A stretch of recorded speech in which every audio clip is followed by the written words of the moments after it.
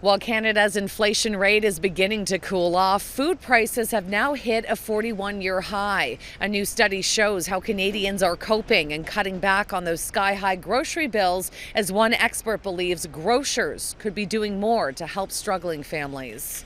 Holy mackerel, that used to be $3.99, and how can it be $6.49 now? For many, this year has been a financial nightmare. Gas prices hit record highs, interest rates went straight up, and now food inflation has hit 10.8%, marking the fastest rise to grocery bills since 1981. There were some surprises in this week's report.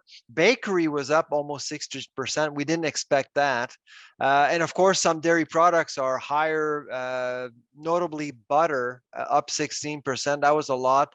And produce is also up as well. According to Dalhousie University's Agri-Food Analytics Lab, Canadians are coping and cutting back. This year, more than 15% started growing their own food. Almost 20% are using discount stores and buying products that are about to expire. Some families are struggling even more to put food on the table, with 24% of Canadians cutting back on how much they purchase. About 7% are now skipping meals, and 6.6% are paying for groceries on a credit card without knowing when they can pay it back. And food insecurity is hitting harder than ever before. Today, the Daily Bread Food Bank launched its Thanksgiving drive by delivering some daunting numbers. Before the pandemic, about 60,000 Torontonians would go to food banks on a monthly basis, and there were 60,000 client visits. That number during the pandemic doubled. And between January, when inflation started to creep in, and today, that number has skyrocketed again to 182,000 Torontonians. The food bank's CEO says their budget for purchasing food has also skyrocketed from $1.6 million a year to a whopping $13 million.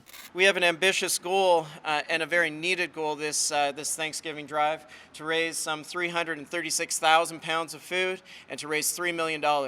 Since grocery bills began rising several months ago, accusations of so-called greedflation have been hurled at Canadian grocers. And agri-food expert Sylvain Charlebois says in Europe, some are taking action, something he believes would go a long way here in Canada. This is a voluntary price freeze that some grocers are doing to help consumers.